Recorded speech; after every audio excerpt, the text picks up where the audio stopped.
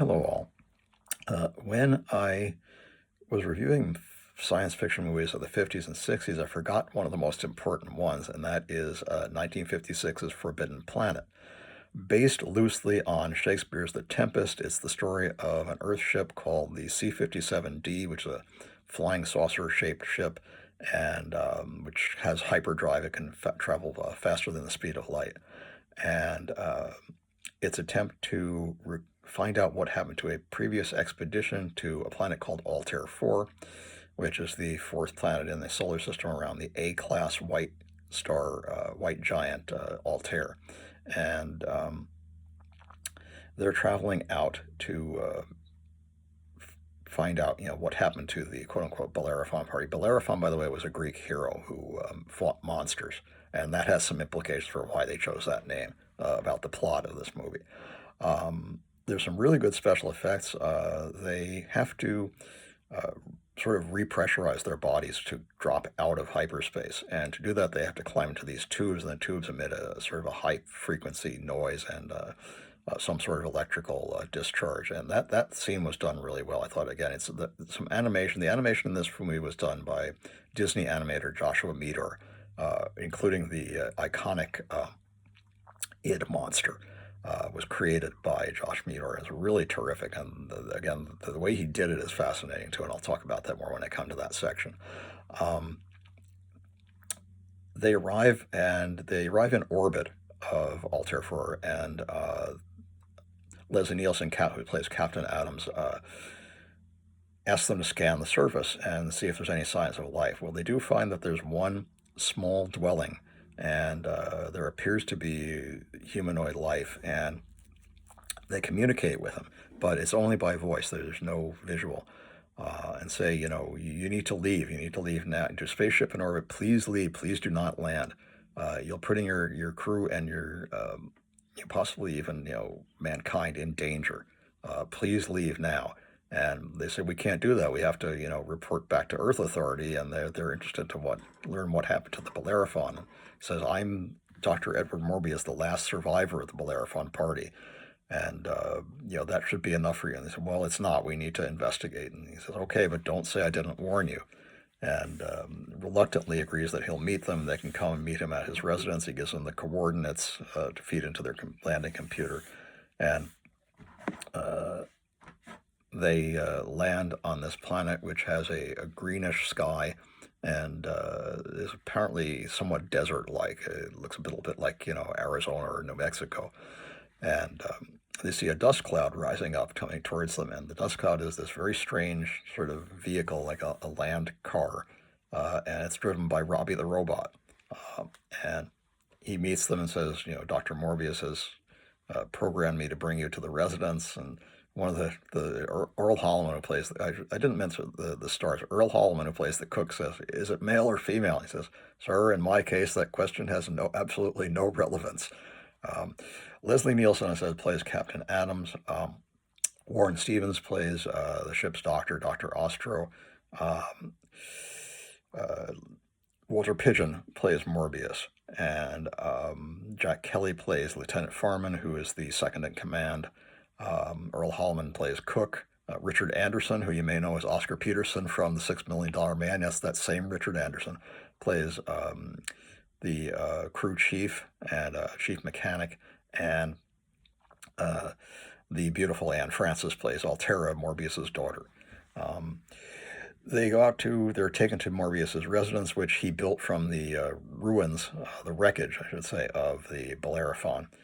He explains to the men that the Bellerophon crashed, but most of the people were intact, and that they had at a certain point decided that they were taking a vote and decided they were going to return to Earth.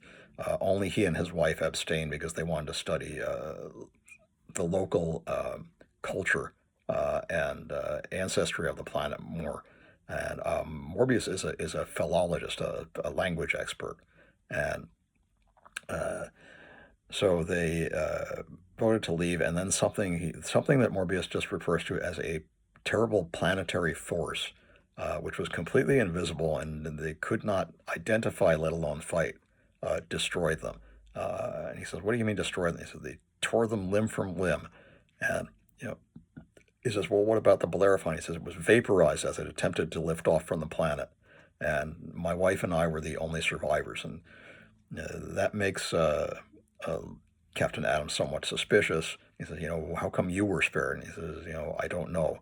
I can't tell you. All I know is that he shows them the hill where he buried the members of the Bellerophon party. He says, all I know is that it happened, and there was nothing we could do to stop it. We couldn't even identify what it was. So now you have all the information you need. Now you can go away and leave me alone. And they're about to when they are given something of a shock as his daughter Altera, played by the very lovely Anne Francis, in a very tight, revealing mini dress, walks in, and she is somewhat taken aback because she's never met any young men. And she says about Warren Stevens, oh, that one's lovely. He says, but the two N ones, referring to Jack Kelly as Farman and Leslie Nielsen as Adams, are gorgeous. They're like laughing, and she's, you know, Jack Kelly's being solicitous, and he says, can this end one get you a cup of coffee? She says, I'm perfectly capable of doing that myself. And he's like hanging around her, trying to, sort of schmooze up to her. And he says, oh, you don't have to worry about Doc. He says, but Captain Adams, that's another story. He says, what do you mean? He says, oh, he's got a reputation on 7 planetary systems. She says, really? He says, oh, any young girl lets her get him alone, lets him, gets along with him, I wouldn't recommend it. She says, I can tell now that I can see his eyes, the way he's looking at me. And of course he's making this all up because he wants her himself. And they demonstrate, Morbius shows that she has a influence over these animals that live on the planet, including one of them's a tiger. And they're getting ready to shoot it. And he says, no, it's her friend. And it like rubs its head up against her and lets her pet him. She says, outside my daughter's influence, it's still a wild beast. And there's also a little monkey who comes in and like tries to steal an apple, and Robby zaps him with this little beam from his head, and he scrambles away. Then they go back to the ship, and they're trying to figure out what they need to do. And the crew chief, created by Richard Anderson, tells them that one of their power units has been damaged in the landing, and they're going to need to repair it before they can get back to Earth. So it's gonna be a couple of days before they can go anywhere. A couple of interesting things ensue. The cook, played by Earl Holloman, asks Robby, gee, I wish you had some of the real stuff around here. And he's drinking a pint of whiskey. And Morbius had explained that Robby has a built-in laboratory in his chest that he can analyze and reproduce anything, any material. And that's how he makes Altera's clothing and Morbius's clothing and various items that they need. And Robby just grabs the pint away from the chef and pours it into his laboratory. He says, why, you bastard? And then he says, simple alcohol mixed with fusel oil. Would 60 gallons do? He says, 60 gallons, Robby, you're the best guy I ever knew. And that's just kind of a good comic relief bit. And then so they're working on repairing the ship, and that night they post a couple of guards outside, and they hear something. They don't know what, just sort of a weird, sort of like a breathing noise. And something enters the ship that we don't see and raises the hatch. And one of the crewmen who was supposed to be on watch but was actually asleep just sort of turns over in his sleep and groans a little bit. And then in the morning, the crew chief says the klystron relay has been damaged and it's going to be almost impossible to repair. He said, well, yeah, can you do it? And he says, yeah, I think I can, but I'm going to have to, cannibalize some stuff. And now Adams is kind of, upset, and he holds discipline on the crew, on the two guards. He says, oh, you think you heard something. He says, you think you heard breathing, and this ship was entered. How did it happen? And one of the guy who was asleep says, I think I had a dream. He says, you think you had a dream? He says, you're all on discipline. And he says, the guy who said I had a dream says, me too. He says, no, me too, sir. I'll do 20 extra shifts. I don't want any more dreaming on my shift. And then he goes to confront Morbius about this. He goes to the residence, and although Robby is there, Morbius does not appear, isn't in. He's in his study, they tell him, and he can't be disturbed. Well, they're just sort of in. He said, but it's very urgent that we talk to him. And he says, well, I'm sorry, I'm programmed not to let anybody into Dr. Morbius's laboratory. And so they have to wait, and they're waiting and waiting, and finally there's some more kind of flirtation going on with Altera and Captain Adams, who she doesn't really like because she's swimming, and she says, why don't you come on in? He says, I didn't bring a swimsuit. She says, what's a swimsuit? He says, oh, brother. He just like walks away. She's naked. Anne Francis was not naked in this scene. She wore a flesh-colored bodysuit. But he says, gee, I guess it's just something about me you don't like. And meanwhile, Lieutenant Farman has been playing out with her. He was practicing, quote unquote, practicing kissing with her. She says, I don't understand why anybody would want to do this. She says, well, it's very healthy for you.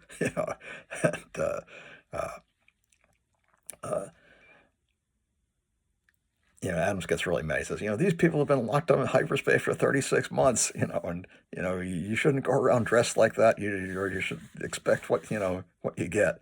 And she asks Robby to make her something, a new dress, but that's totally covers her completely. It doesn't show anything. And she makes a comment to Morbius that, it's almost as all that stuff about biology has to do with me personally, and, which it does in this instance. But she's saying that she doesn't like Captain Adams because he upbraided her in front of Lieutenant Farman. They're waiting, and finally they get impatient. And they go into despite Robby's objection, they go into Dr. Morbius's study, at least the outer portion of the study. They see that he's got sort of something that looks like an artist's light table. And on this table is something that looks like a blueprint, but it's in sort of hieroglyphics or a strange language. They don't understand it. And Morbius comes out of the laboratory and says, the household silver is in the kitchen drawer, and my daughter's jewelry is in a chest in her room. And they say, we're sorry that we had to break in, but, it's urgent. We need to speak to you. A vital piece of our equipment was sabotaged last night, and we need to know if you know anything about it. And he said, of course I don't know anything about it. And they said, what's this? Pointing to the light box. He says, this planet was previously occupied by a very highly advanced intelligent species known as the Krell. And they reached a pinnacle of scientific and intellectual, achievement. And then just as they were on the verge of some sort of amazing discovery, they vanished all in one night, and no one knows why. And I've been studying these documents for years, and I've just barely gotten to be able to translate, a few phrases here and there. And that's what he was looking at on the light box. It says, would you like to see some other of the Krell wonders? And they say, yes. And he says, no image of the Krell remains, but you can gain something of what they may have looked like from this characteristic archway. And see, there's an archway that's sort of shaped like an inverted, like a triangle, and with bent out sides. So it implies that the Krell might have been some sort of like wide beings. And he takes them to this lab that he opens with a combination lock, and they go down inside, and there's a machine called what he calls a quote unquote plastic educator. And he says he thinks it was used to train their youth, and it has 3 sort of probes on it that come together, and they have like metallic ends and or crystal ends. And he says you can see this was made for a cranium much wider than mine. He places it on his head, and there's a tube and with a sort of a float in it. And when he places these 3 crystals against his head, the float goes up about halfway. He says, I take it that an average Krell 4-year-old was expected to make it go all the way to the top. It's taken me 8 years to get it to go this far. So would you care to take the Krell intelligence test? And the doctor manages to get it up about the same height as Morbius had. But Captain Adams has it only goes up like an inch or 2, and he says, well, that's okay. Intelligence isn't required for command, only courage and loyalty and integrity. And he says there, let me show you something else. And he puts the educator back on, and it creates a kind of a hologram of his daughter Altera. And the doctor wants to try. He says, no, you wouldn't withstand it. The first of my crew members who tried this was killed instantly. It took me 8 months to be able to do even this little bit, and you wouldn't survive it. So he says, "Let me show you some other things," and he takes them in a sort of a tube car, a transport, to the main portion of the Krell city, and it's this enormous, completely self-repairing, self-running system of, I think he says there are like 17,000 levels, and they're all kept, there are all these like strange machines. There are 8,000 ventilation shafts, and you see this enormous electrical machine rise up, and lightning is spitting up from it, and the special effects were really terrific. The animation was done by Disney animator Joshua Meador, and it's mostly matte paintings and front projection, but it still looks really good, even by today's standards. And so they're going through this Krell city, and then he shows them that the city is powered by 9,600 small thermonuclear reactors. And he shows them one of the reactors, but he says, don't only look in the mirror. You can't look at the face of the Gorgon and live. And so they look in the mirror and they see the reactions. And then they say, what's this for? Why does this, what is all this power? So I haven't the slightest idea. So it's been here for, millions of years. And about 18 years ago, a repair was made throughout the entire system, adjustment was made throughout the entire system. What it was for, I haven't the slightest idea. And takes them back in the tube car, back to his residence, and assures them that he doesn't know anything about what happened to their piece of equipment that was damaged. And they go back, and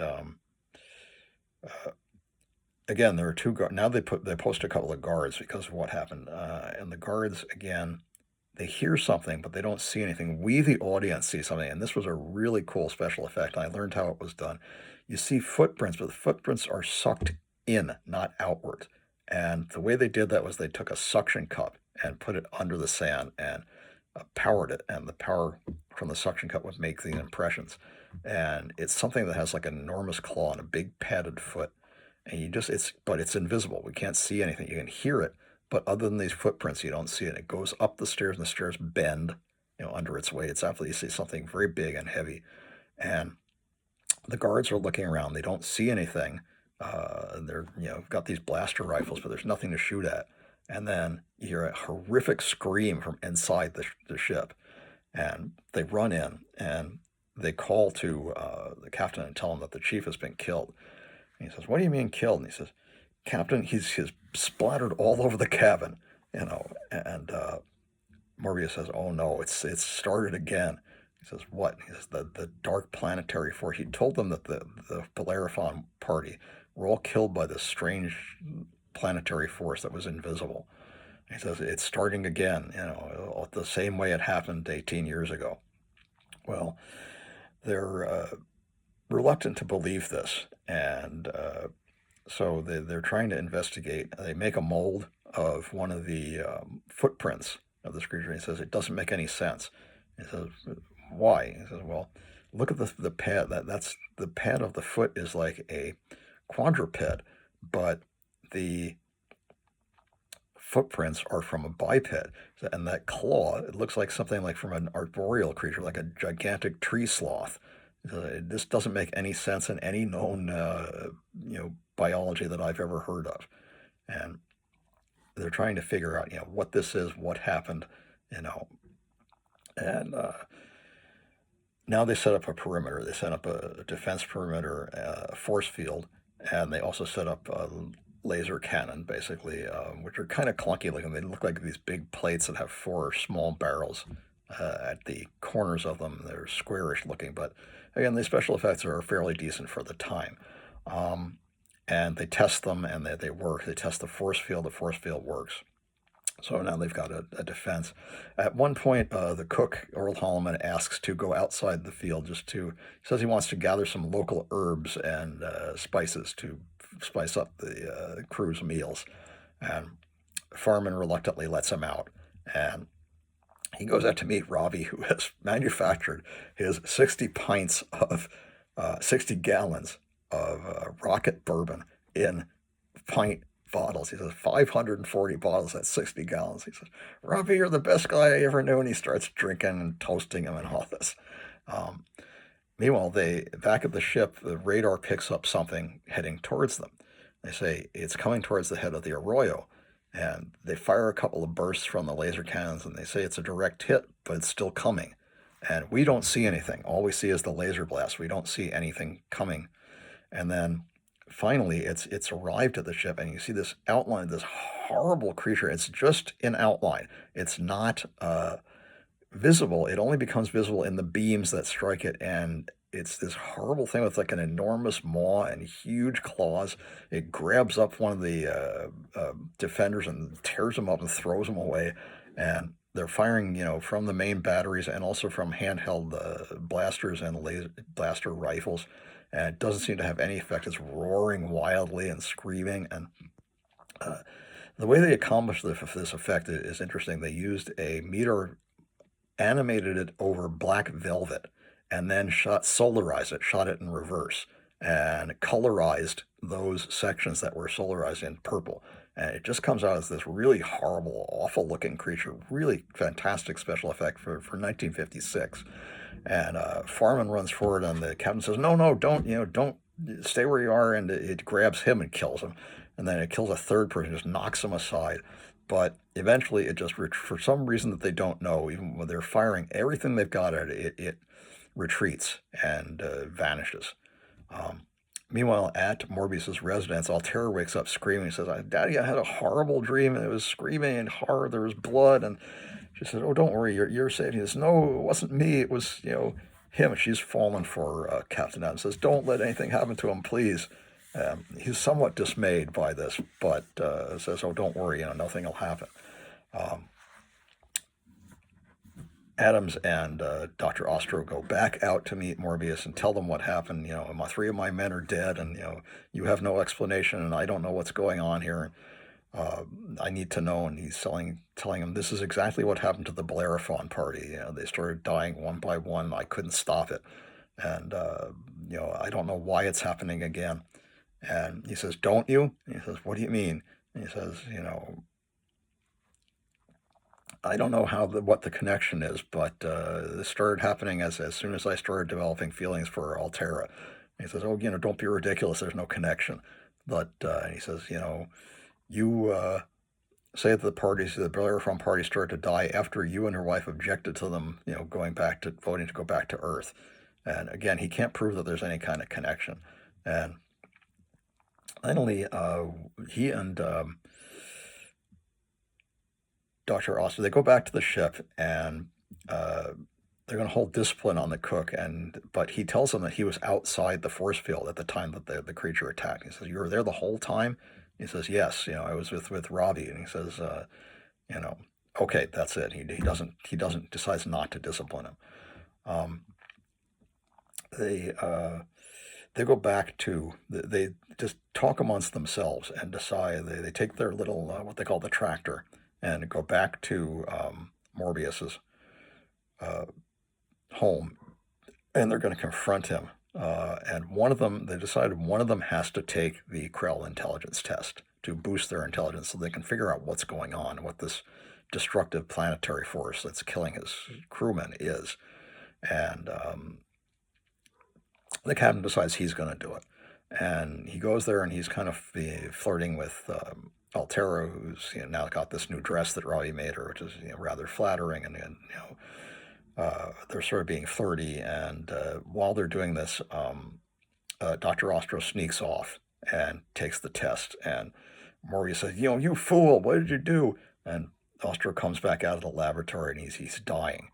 And he says, "You should see my brain, bigger than even his now." He says, "The Krell reached, that pinnacle of, perfection, but they forgot something." He says, "What? What did they forget?" And he says, monsters from the id." And then he dies before he can explain what that means. And Captain Adams is demanding of Morbius, "What's the id?" And he says, "Oh, I knew this was going to happen. I told you not to come here." He says, "What's the id?" And he says, "Oh, id. He says, "It's an obsolete term for the part of the human mind that is primitive." He says, "The beast that lives inside all of us." And He says, "Don't you understand? That's what happened." He says, "What do you mean?" He says, it's you, Morbius. You are the one who, sent out your id to destroy the fellow members of the Bellerophon party because you didn't want them to leave." He says, "Well, why would I want to endanger my own daughter?" He says, "She's starting to disobey you now. She wants to come with me." And he says, "Tell me it's not true." And she says, "It is true, Daddy. I want to go with him." And he says, "And all of the Krell machines, all of that power, all those nuclear reactors, they'll give power to whatever, you can think of." He says, "No, no, it's not true. It's not true."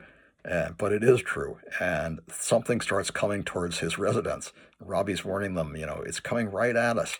And you see trees starting to snap. And again, the thing's invisible, so you can't see it. He has this these metal plates that he used as a shield, that he built as a shield before he realized there was no danger on the planet, no dangerous life forms. He puts the shields up, but whatever this is like starting to pound right through them. He says, "Don't you understand that's you out there?" He says, "Don't be ridiculous."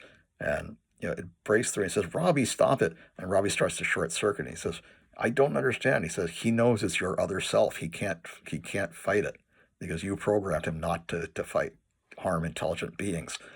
They're running down to the Krell lab and to escape this invisible creature, and the plates start to buckle. He says, "That's 26 inches thick of Krell metal. Nothing can penetrate, no blaster or anything." And he says, "Well, it can, because you can." And you can. All the power meters now inside the Krell lab are glowing. They're like all the way around the room. It's got like hundreds of them are glowing now. So the power is enormous behind this thing.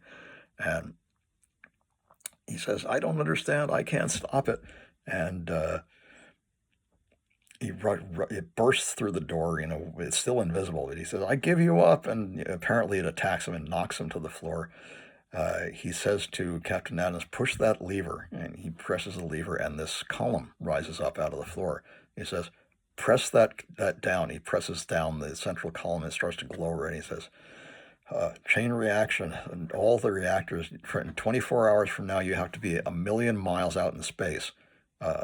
10 million miles out in space," I think. And he says, "Okay." And he and Altera leave, and he's apparently destroyed by this creature from his own id. And he says, "My poor Krell, they're reaching their shining moment. They couldn't possibly have understood what it was that destroyed them. In each of us, the primitive lives, and they gave it power with these machines." And they flee the planet, and the last thing you see is they're out in the spaceship. Robby is now the navigator. They've taken him with them, and because of course Farman was the navigator and he died. And Adams points to the stars and says, that there's Altair 4, that little spot beneath the bright white star. And all of a sudden, just they count down 5, 4, 3, 2, 1. It just flares up as the nuclear reactors go off and destroy the planet, and that's the end. Really fantastic, great special effects, fantastic music score, which was done on electronic instruments, including a theremin, which is really weird and eerie. Really terrific story, and very, very, very good acting by everybody. Highly recommended. Forbidden Planet, so iconic that's even mentioned in the opening song of the Rocky Horror Picture Show science fiction double feature.